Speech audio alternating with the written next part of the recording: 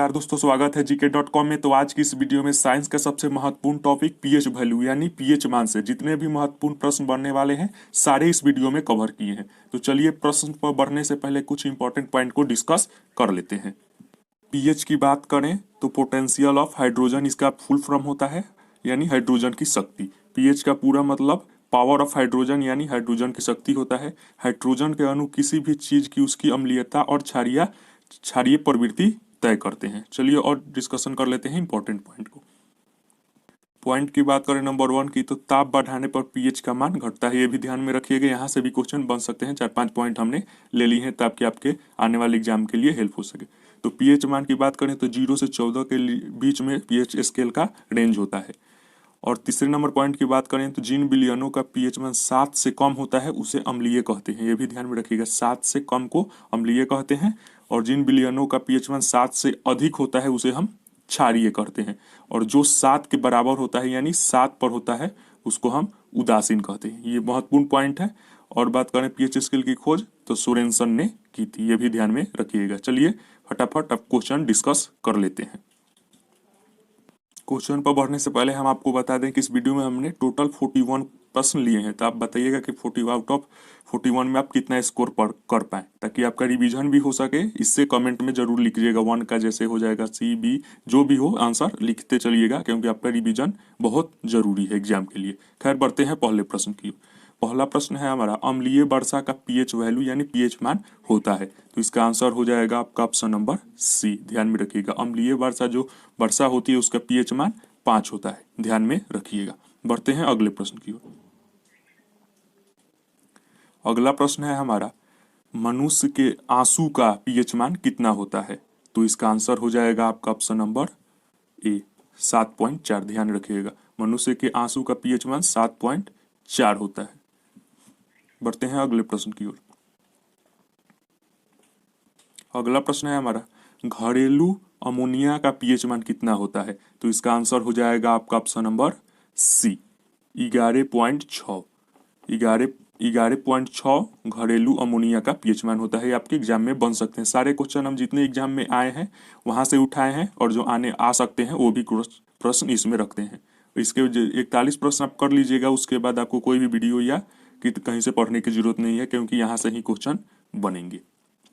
वहीं अगला प्रश्न है हमारा, समुद्री जल यानी सी वाटर का पीएच मान कितना होता है। तो इसका आंसर हो जाएगा आपका ऑप्शन नंबर बी।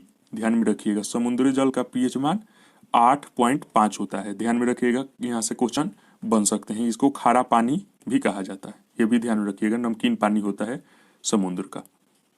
वहीं बढ़ते हैं अगले प्रश्न की ओर। अगला प्रश्न है हमारा, टमाटर का पीएच मान कितना होता है। तो इसका आंसर हो जाएगा आपका ऑप्शन नंबर ए 4.5। ध्यान में रखिएगा, टमाटर का पीएच मान 4.5 होता है। वहीं अगला प्रश्न है हमारा, टूथपेस्ट यानी जो पेस्ट से हम लोग मुंह धोते हैं या दांत को साफ करते हैं उसका पीएच मान कितना रहता है।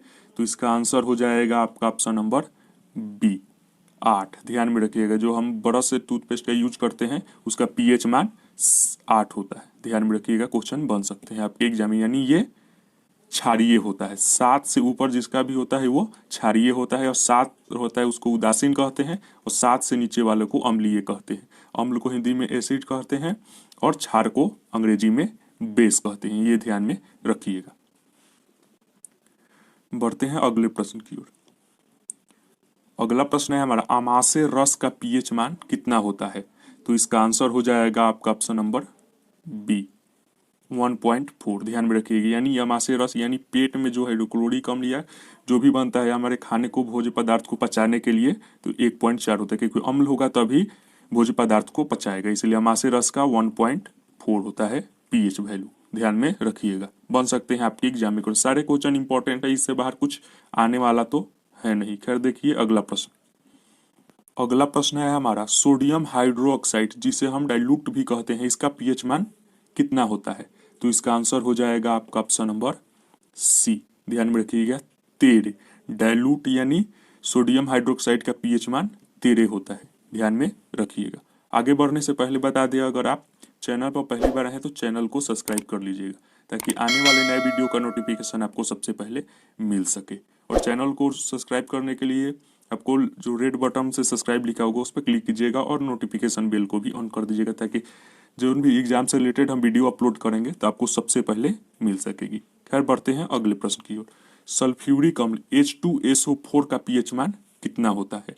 तो आपका आंसर हो जाएगा आपका ऑप्शन नंबर बी 1। ध्यान रखिएगा, सल्फ्यूरिक अम्ल सल्फ्यूरिक एसिड का पीएच मान 1 होता है, ध्यान में रखिएगा। बहुत ही महत्वपूर्ण प्रश्न है आपके एग्जाम के लिए। और सल्फ्यूरिक अम्ल का बात करें फॉर्मूला की, तो ये भी ध्यान में रखिएगा H2SO4। बढ़ते हैं अगले प्रश्न की ओर। अगला प्रश्न आपको याद भी होगा, लेकिन ये बहुत बार एग्जाम में पूछा जाता है और पूछा जाता भी रहेगा। मानव रक्त यानी ह्यूमन ब्लड का पीएच मान कितना होता है? तो इसका आंसर हो जाएगा आपका ऑप्शन नंबर बी 7.4। ध्यान में रखिएगा, मानव रक्त यानी ह्यूमन ब्लड का पीएच मान 7.4 होता है, ध्यान में रखिएगा, एग्जाम में प्रश्न बन सकते हैं।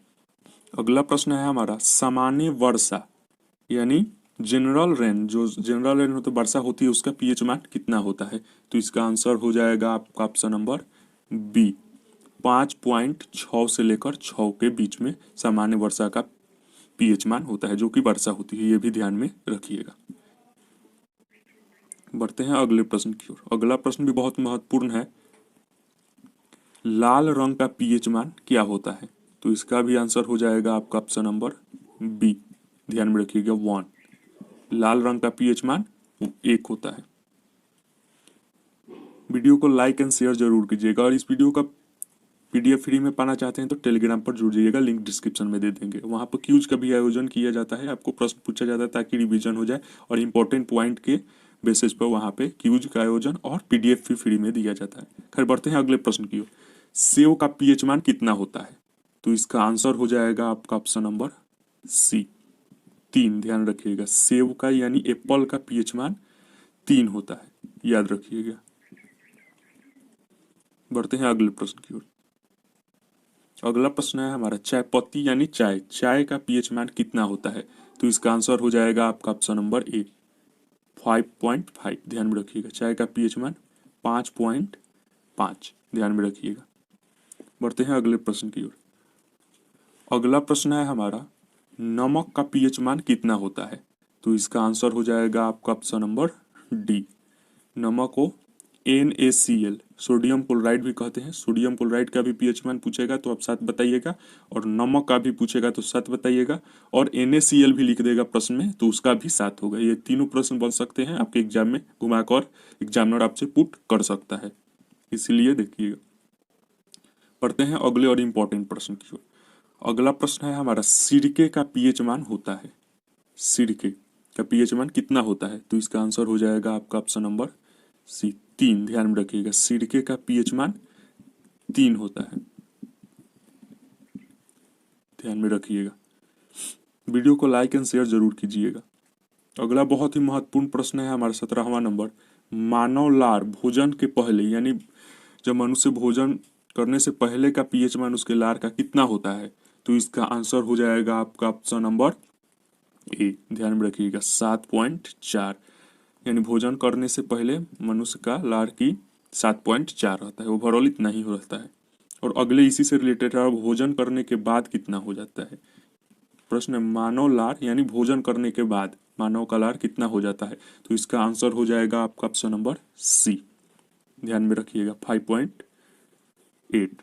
यानी मानव लार 5.8 से लेकर 7.5 के बीच, ओवर यानी 4 के बीच रहता है मानव लार का पीएच मान, ये ध्यान में रखिएगा। यहाँ से क्वेश्चन बन सकते हैं आपके एग्जाम में। हम थोड़ा सा खाना खाने के पहले यानी भोजन करने के पहले और बाद दोनों बता दिए हैं, लेकिन रेंज आपका 5.8 से लेकर 7.4 के बीच रहेगा, ध्यान में रखिएगा।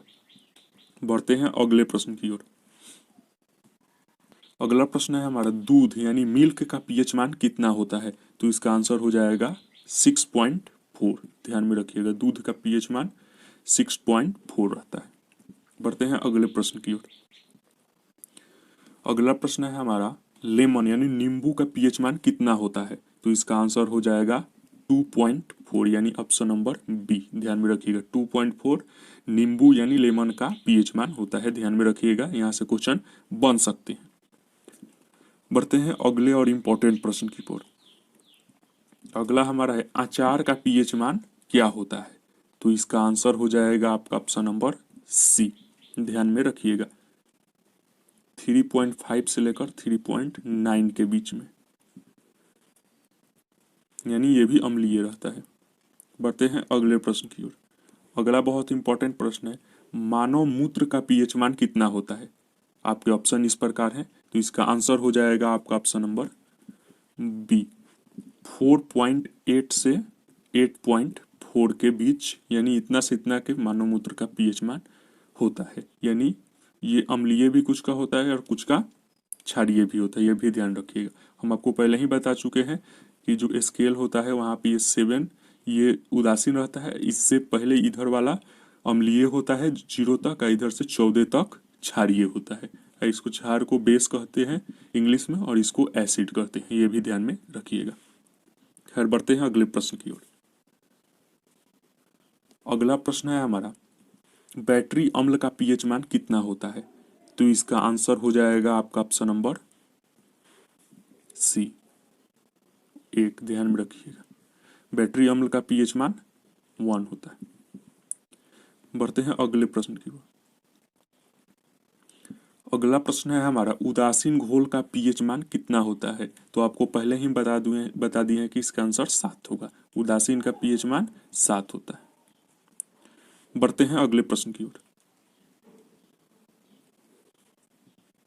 अगला प्रश्न है हमारा, क्षारीय घोल यानी बेस का जो घोल होता है मिलाया जाता है उसका पीएच मान क्या होता है? 7 होता है। 7 से कम होता है या 7 से ज्यादा होता है या इनमें से कोई नहीं?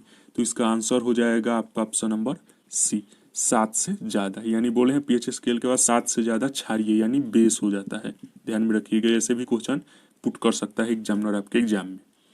वीडियो को लाइक एंड दोस्तों के साथ शेयर जरूर कीजिएगा। बढ़ते हैं अगले प्रश्न की ओर। प्योर वाटर यानी शुद्ध जल का पीएच मान, पीएच वैल्यू कितना होता है? तो इसका आंसर हो जाएगा 7, ध्यान में रखिएगा। शुद्ध जल का पीएच मान 7 होता है, यानी ये भी उदासीन रहता है, ध्यान में रखिएगा। अगला बहुत ही महत्वपूर्ण प्रश्न है हमारा, पीएच वैल्यू निकालने का फॉर्मूला क्या होता है? ये भी ध्यान में रखिएगा। तो इसका आंसर हम बता दे रहे हैं, तो इसका आंसर आपका ऑप्शन नंबर बी होगा, log 10 into hydrogen plus ion, ध्यान में रखिएगा, -log 10 हाइड्रोजन आयन, ध्यान में रखिएगा। ऑप्शन नंबर बी इसका आंसर हो जाएगा। अगला प्रश्न है हमारा, मैग्नीशिया का दूध का पीएच मान क्या होता है? मैग्नीशिया दूध का पीएच मान क्या होता है मैग्नीशिया का दूध का? तो इसका आंसर हो जाएगा आपका ऑप्शन नंबर सी, 10.5, ध्यान में रखिएगा। यानी ये भी क्षारीय यानी भास्मिक होता है, ध्यान में रखिएगा। बढ़ते हैं अगले प्रश्न की ओर। अगला प्रश्न है हमारा, वायल का पीएच मान कितना होता है? वायल का पीएच वैल्यू कितना होता है? तो इसका आंसर हो जाएगा आपका ऑप्शन नंबर ए, 1, ध्यान में रखिएगा। वायल का पीएच वैल्यू 1 होता है। बढ़ते हैं अगले इंपॉर्टेंट प्रश्न की ओर। अगला प्रश्न है हमारा, कैल्शियम हाइड्रोक्साइड का पीएच मान कितना होता है? कैल्शियम हाइड्रोक्साइड का पीएच मान कितना होता है? तो इसका आंसर हो जाएगा आपका ऑप्शन नंबर बी, यानी ये भी भास्मिक होता है। कैल्शियम हाइड्रोक्साइड OH लगे यानी भास्मिक, 12.4 बेस, ध्यान में रखिएगा। कैल्शियम हाइड्रोक्साइड CaOH इसका फुल रासायनिक फॉर्मूला हो जाएगा। बढ़ते हैं अगले और इम्पोर्टेंट प्रश्न की ओर। छोटी आंत जो हमारे शरीर में रहता है, छोटी आंत, उसका पीएच मान कितना होता है? तो इसका आंसर हो जाएगा आपका ऑप्शन नंबर बी, 7.4, ध्यान में रखिएगा। अगला बहुत ही महत्वपूर्ण प्रश्न है, पीएच स्केल की खोज इनमें से किसने की थी? आपके ऑप्शन इस प्रकार है, मार्टिन लूथर ने, मेडलिफ ने, सोरेनसन ने, या इनमें से कोई नहीं? तो इसका आंसर हो जाएगा, हम पहले ही बता दिए हैं, सोरेनसन ने, ध्यान में रखिएगा। पीएच स्केल की खोज सोरेनसन ने की थी। बढ़ते हैं अगले प्रश्न की ओर। अगला प्रश्न है हमारा, शराब का पीएच मान होता है? तो इसका आंसर हो जाएगा आपका ऑप्शन नंबर डी, ध्यान में रखिएगा, 2.8। विस्की यानी शराब का पीएच मान 2.8 होता है, ध्यान में रखिएगा। अगला प्रश्न है हमारा, कॉफी का पीएच मान क्या होता है? कॉफी, ध्यान में रखिएगा, कॉफी का पीएच मान, तो इसका आंसर हो जाएगा आपका ऑप्शन नंबर ए, 5, ध्यान रखिएगा। वहीं चाय की 5.5, ये भी ध्यान में रखिएगा। 2-3 बार रिपीट बोल कर दे रहे हैं ताकि आपको याद हो जाए। बढ़ते हैं अगले प्रश्न की ओर। अगला प्रश्न है हमारा, बेकिंग सोडा का पीएच मान कितना होता है। ये भी प्रश्न आपके रेलवे और एसएससी दोनों में आया था प्रश्न ये, बेकिंग सोडा का पीएच मान कितना होता है। तो इसका आंसर हो जाएगा आपका ऑप्शन नंबर बी, 8.5।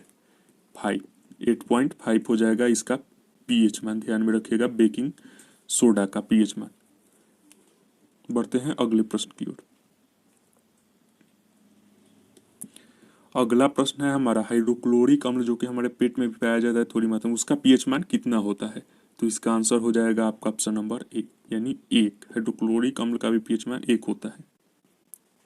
बढ़ते हैं अगले प्रश्न की ओर। अगला प्रश्न है हमारा, गैस्ट्रिक जूस का पीएच मान कितना होता है। तो इसका आंसर हो जाएगा आपका ऑप्शन नंबर डी, 1.5। ध्यान में रखिएगा गैस्ट्रिक जूस का पीएच मान 1.5 होता है। बढ़ते हैं अगले प्रश्न की ओर। अगला प्रश्न है हमारा, एग यानी अंडा का पीएच मान क्या होता है। तो इसका आंसर हो जाएगा आपका ऑप्शन नंबर बी, 7.8। ध्यान में रखिएगा अंडा का पीएच मान 7.8 होता है। बढ़ते हैं अगले और इम्पोर्टेंट प्रश्न की ओर। यहाँ से क्वेश्चन बन सकते हैं, सारे क्वेश्चन हमने इम्पोर्टेंट ले लिए हैं, यहाँ से क्वेश्चन छूटेगा नहीं क्योंकि लमसम क्वेश्चन हमने सब कवर कर लिए हैं इस वीडियो में, इससे बाहर आने वाला तो है नहीं। केला यानी बनाना का पीएच मान कितना से कितना के बीच में होता है। तो इसका आंसर हो जाएगा आपका ऑप्शन नंबर सी, 4.5 से लेकर 5.2 के बीच। अक्सर ये क्वेश्चन पूछा तो नहीं जाता है, लेकिन आ जाए तो आप 4.5 से 5.2 के बीच टिक कर दीजिएगा ऑप्शन में, ध्यान में रखिएगा। बढ़ते हैं अगले प्रश्न की ओर। ये प्रश्न पूछे जा चुके हैं आपके एग्जाम में। मक्खन का पीएच मान यानी बटर का पीएच मान कितना से कितना के बीच में होता है। बहुत ही महत्वपूर्ण प्रश्न है। तो इसका आंसर हो जाएगा आपका ऑप्शन नंबर बी, बटर का पीएच मान 6.1 से लेकर 6.4 के बीच में होता है, ध्यान में रखिएगा। का हमारा आखिरी प्रश्न है, पनीर का पीएच मान कितना होता है। तो इसका आंसर हो जाएगा आपका ऑप्शन नंबर सी, 5.9। ध्यान में रखिएगा पनीर का पीएच मान 5.9 होता है। तो आज का प्रश्न यही समाप्त हुआ। आप कमेंट सेक्शन में जितना लिखिएगा कि आउट ऑफ 41 आप कितना स्कोर किए, जरूर बताइएगा कमेंट सेक्शन में। आपका रिवीजन भी होता चलेगा और टेलीग्राम ज्वाइन कर लीजिएगा। तो आज का प्रश्न यही समाप्त कर दिए। तो मिलते हैं नेक्स्ट वीडियो में, तब तक के लिए God bless you, take care and जय हिंद।